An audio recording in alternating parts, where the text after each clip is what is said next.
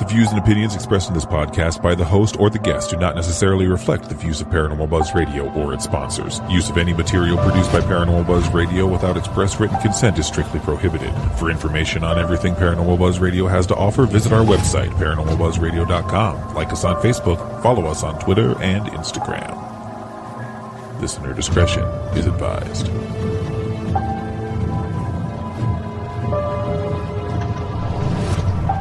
Welcome to Exploring the Unknown with Rebecca and Shay.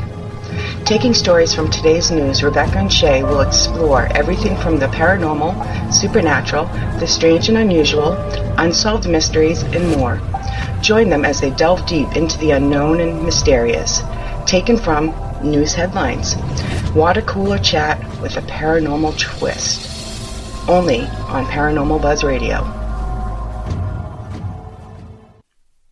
Hey guys, thanks for joining us today. This is Shay Carroll, and as always, I have Rebecca Williamson with me. Hey Rebecca, how you doing? Good, how are you, Shay? I am hanging in there. We still on self-quarantining, I guess. No, stay-at-home order. There we go. Yep. So staying home. Stay smart, stay safe, stay home. That's the plan. Yep.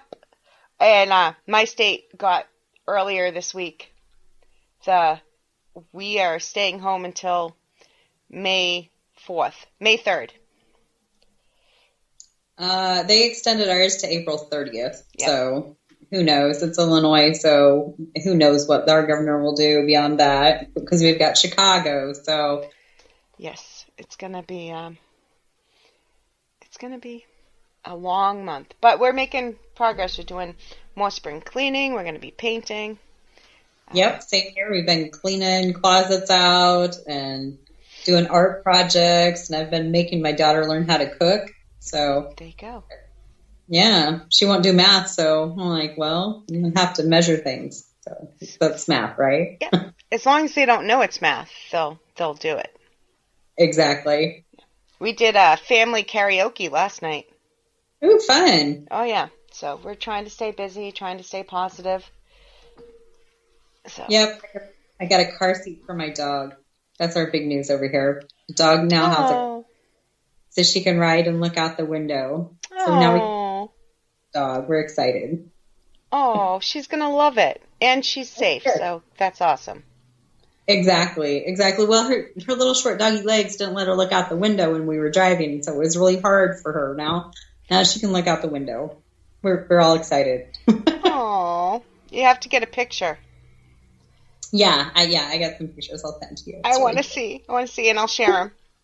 Okay. So yeah, that's our exciting news. Boy, it's wild times here. That's more exciting than mine. I mean, I bought wooden shims to go under my furniture so I can stop using the Bible to hold up my TV stand. Well, that's something. Somebody said it was sacrilegious, but I thank God every day for holding up that TV stand. So, right, it could have been in your life. That's right. Yeah, I've been working on this book, and it's coming together. But yeah, I was writing like some stories from my childhood, which kind of interesting to like look back on it. Because like I was really into ghosts and ghost stories, and like I read all of the ghost story books in my library at the elementary school. Oh wow.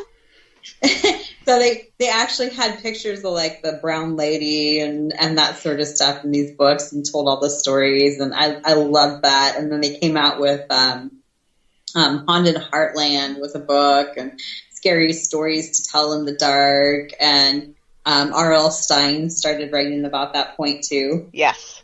So yeah, I read all kinds of that sort of stuff, and then I started getting into like fairy tales.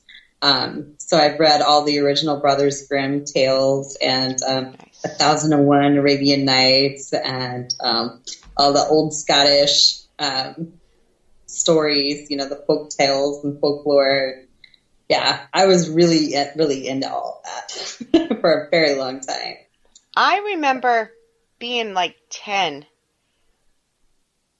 and I'm guessing at the age, could it be a little earlier, could be a little later, and reading the Time Life Warner books.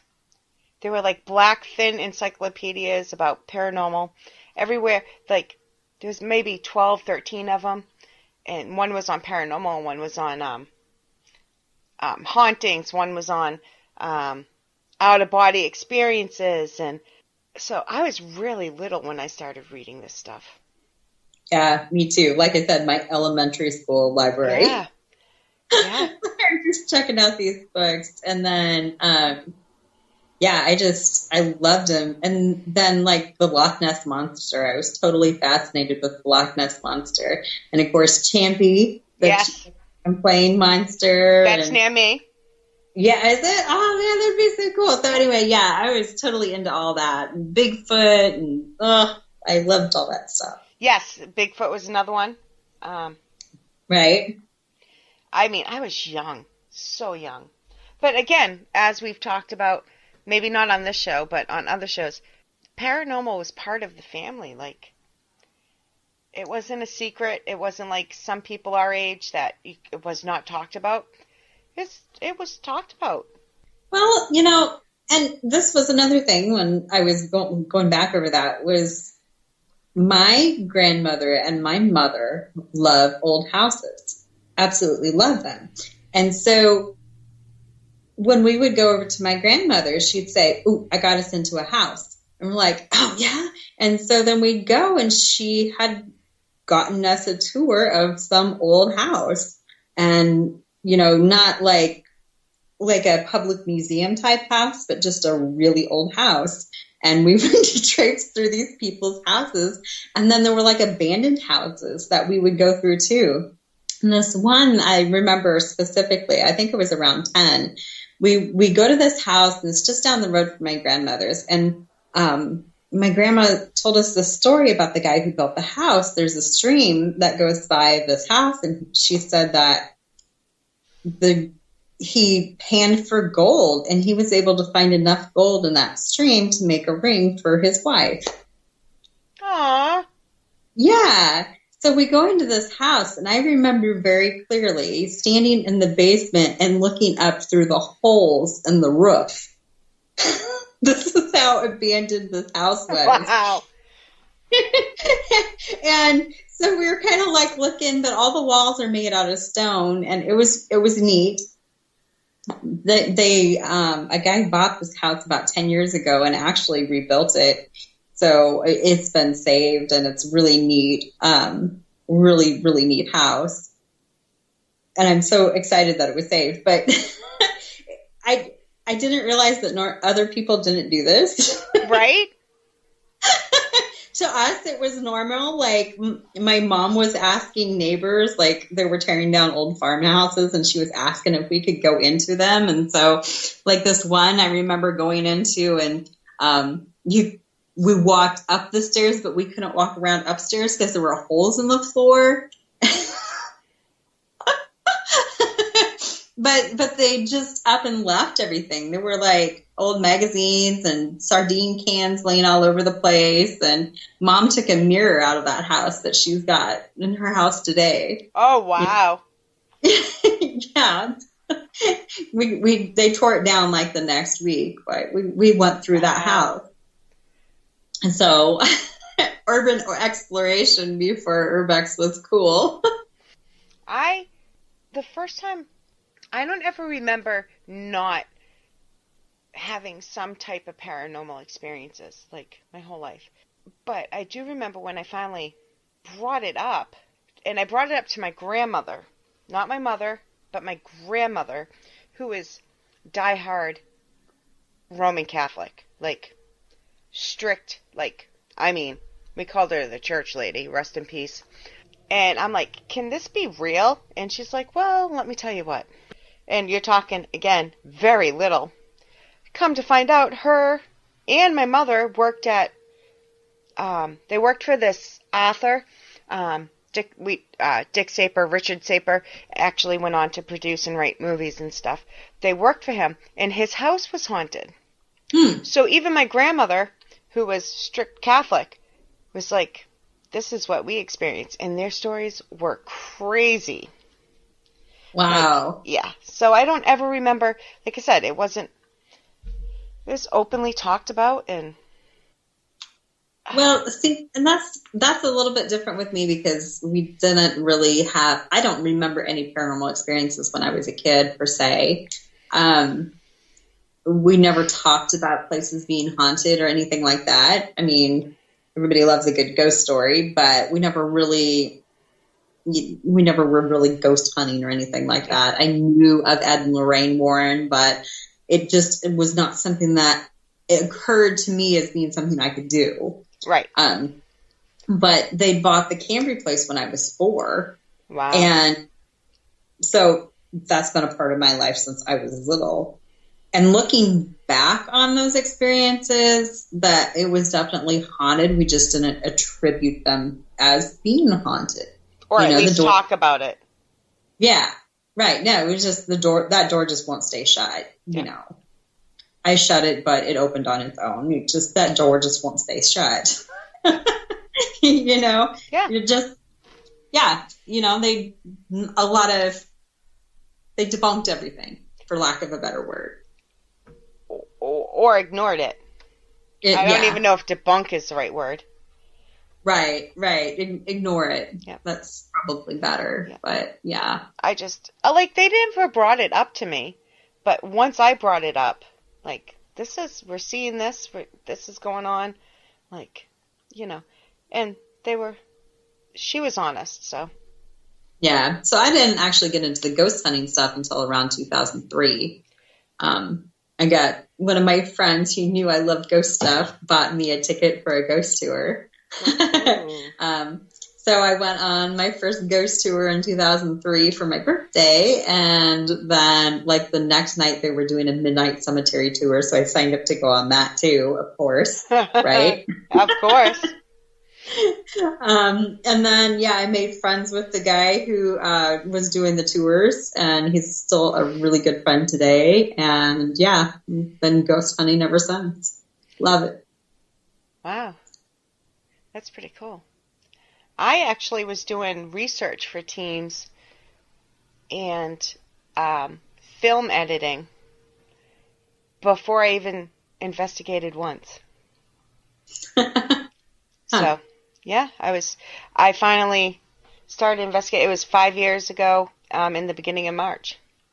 But I did the research for teams. I helped edit videos and stuff like that, so. Yeah, like I said, I started in 2003 and then made friends with Garrett Moffat, who does the tours.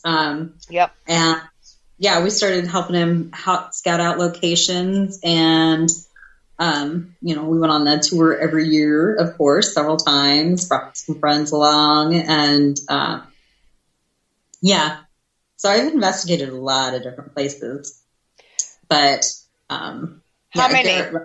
If you had to put a number. I had to put a number. Oh, gosh. A ballpark, not exact. Ballpark, probably around 50. Yeah. It's not bad. We've done over 50. But this was like a full-time thing for us for a while. We were, Right. And see, I wasn't full-time. I was kind of doing it here and there and helping Garrett out with scouting locations out a few times, and then just, of course, going on the public investigations, helping him out a little bit with public tours. Yeah. Do you do locations over and over again? Because we do. Oh, yeah.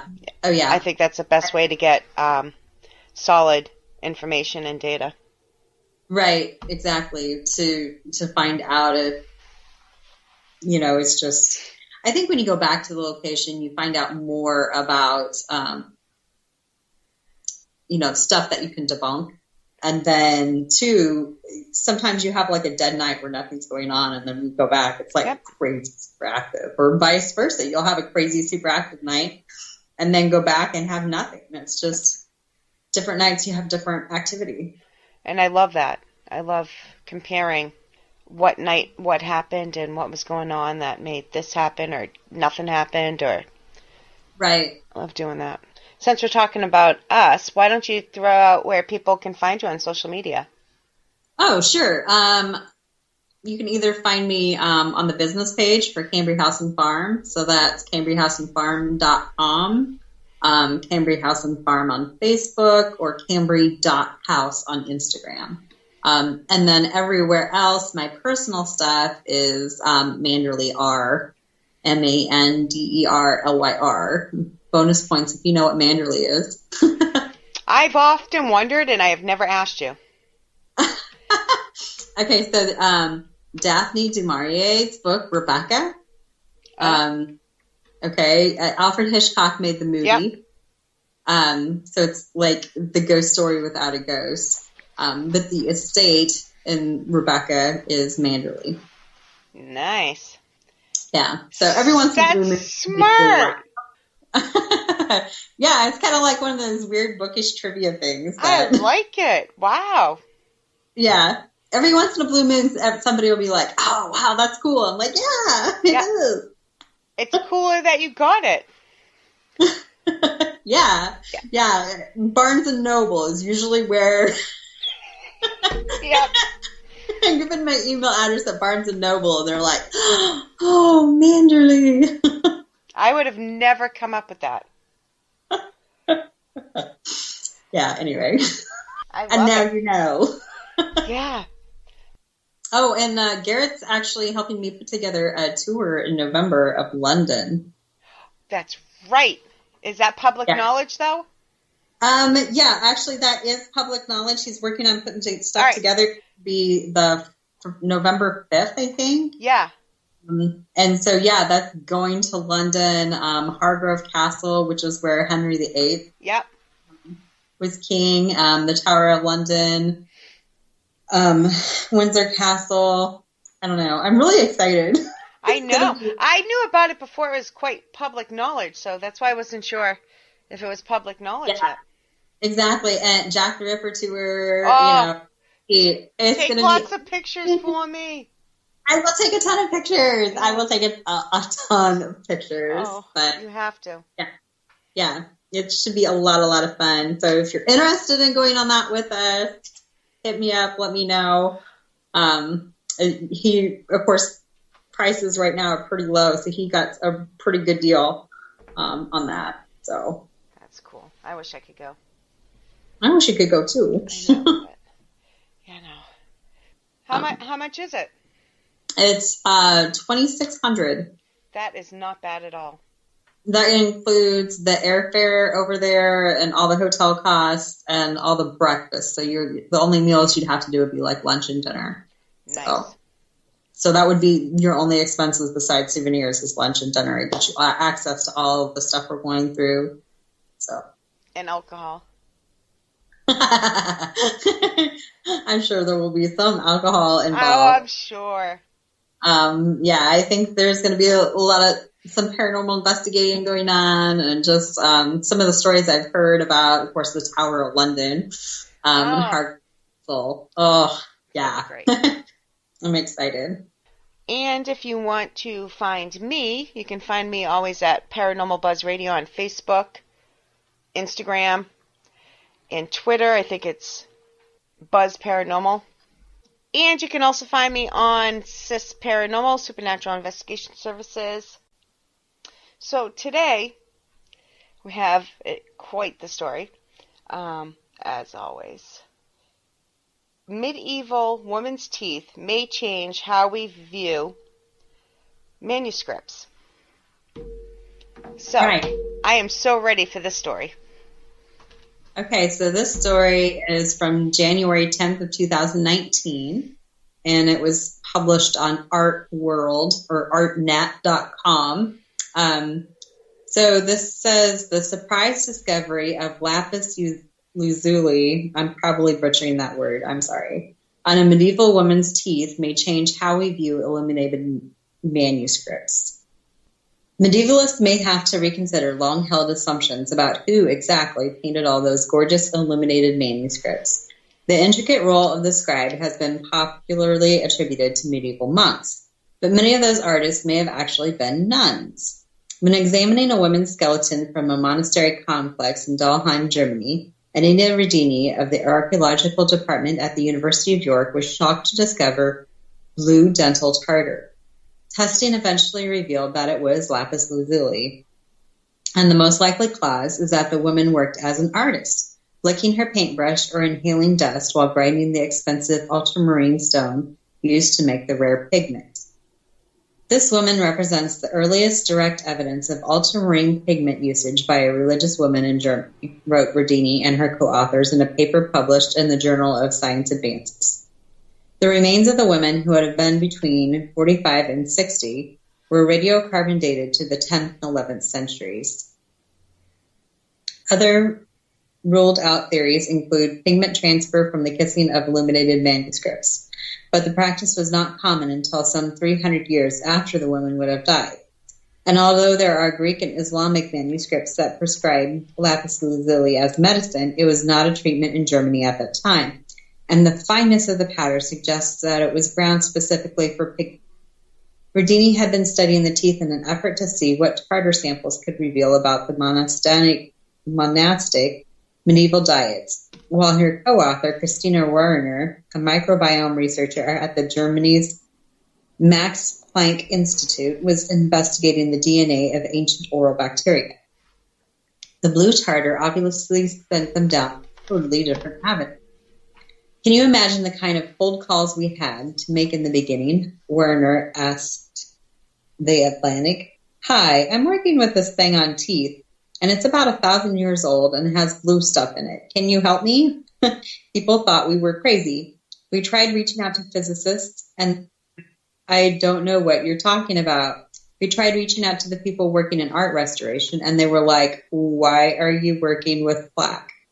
Luckily, they found Allison Beach, a historian at Ohio State University who specializes in 12th century female scribes in Germany, who immediately recognized the significance in the presence of lapis lazuli. Only scribes and painters of exceptional skill would have been entrusted with its use, Beach said in a statement quoted by CNN. The discovery means that women religious artists may have been more common than previously thought. Unfortunately, the monastery where the teeth were found was destroyed by fire in the 14th century, leaving no further evidence of the lives of the nuns who lived there or their artistic activities. Identifying the early contributions of religious women to medieval book production is challenging due to the limited number of surviving books, the precarious documentation of women's monasteries, and the tendency of scribes to leave their work unsigned, explains the paper.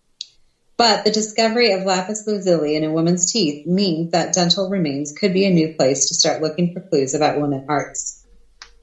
And has also opened up a new area of research, with Werner studying other tartar samples to see what she can learn about a person's diet or occupation from what's embedded in the buildup. So far, she has found traces of varied materials such as wool fibers, insects, opium, and flower pollen. As for our female scribe's teeth, the find also indicates that the rare ultramarine pigment, previously thought to be available in limited capacities in medieval Europe, actually spread farther and more quickly than previously believed. Lapis lazuli typically comes from Afghanistan and would have come to Europe via the Silk Road, a journey of some 4,000 miles. So that's a really interesting article. I really like it, though. It's really interesting to me. No, anyway. It is to me too, because it's just another, there's so many different points. But it's interesting because, again, women are getting more recognition for things they did when they should have got the recognition when they did them. Right, exactly. And I think it's really interesting to think of the women artists today, and how many of them we have now, and then look at there hadn't been women artists then, and now that proof of that, I really like finding the proof of that. Yes. Didn't they say the way they tinted it that was found in the teeth was 300 years before it actually became popular? Right. Well, before it was known to be in that area. It had been popular in other areas, but yeah, this was earlier than they thought in that area. So 2 surprises. Right, exactly. It just goes to show you they don't know everything. Nope. I like the idea of nuns doing art. I think that I think there's probably more of that going on than we realize. You know, it's not just guys doing stuff; it's girls doing stuff. Definitely. I'm sure a lot back then women were doing it, and the men got the credit for it because look how long ago it was. Right. Exactly. Especially that far back, women were not supposed to be doing that type of stuff. Right. So. Right. Look at all the talented women artists today. Yep. You know, they're obviously talented women artists then. They just weren't given the credit for it. Exactly. So it's really neat that they were able to give that woman some credit, even if they don't have her exact art there. They can at least give some credit to her. Yeah, and that's the sad part, that you'll never be able to actually pinpoint her or her and other women's actual artwork. Right, exactly. Especially with that monastery having burned down, you know, you'll never, you know, maybe the walls were painted in the monastery and it's all gone. Sad. It's very sad. At least for now, just her, but at least she's getting recognition for something. I guess that's better than nothing. Right. And I think the other interesting thing too is who studies dental plaque on 1,000-year-old bodies? To me, that's interesting too, that they're just studying people's dental plaque. Well, I have two things to say about that. Number one, we need science to be covered in all areas. Number two, when I go, they'll probably have a field day with me. I know, that makes me want to go to the dentist a little bit more. I don't know, I don't like the scrapey part, but... I was going to say, or a little bit less. Yeah, what are they going to learn? Yeah. About Girl Scout cookie eating habits for my dental plaque. Exactly. No, but science is coming a long way, so I think the further science goes, and whether it's paranormal or not, just science, you know, take the paranormal out of it, the further science goes, the more we can learn about our past. Right, and the more, you know, you learn about these women who were doing things that necessarily weren't recorded by history, but to be able to use the science to pull out the history and learn about these people is fascinating to me. Me too, because they say, what is that saying? You're never truly gone as long as somebody still remembers and talks about you. Right. So as long as we bring this up and give recognition, maybe. Well, and then, you know, they always say that history is written by the victors. So maybe this is rewriting the history a little bit and giving more credit to the non-victors, you know, as it were. A little bit. A little bit. And not as much as that probably should be done, but because it's not recorded history, there's only so much you can actually change. Right, because they don't even know the name of this woman, you know. No. Which makes it hard and makes it sad, but like I said, I'm just so glad that she's actually getting some credit for some of the work she did, because obviously she did a lot of work. Yes. And she deserves it, so. Right. Sad. Sad and a happy story all in one. Right, exactly. All right, guys, on that note, our time is up. We hope you enjoyed this story, and thank you for listening. Yes, thanks, everybody. If you want to continue the conversation, follow us on Facebook, join our Facebook group, and we'll talk to you all about it. And if you have a story you want us to do, make sure you share it with us, and we'll give you a special shout-out during the show. Till next week, have a great one. Thanks, guys.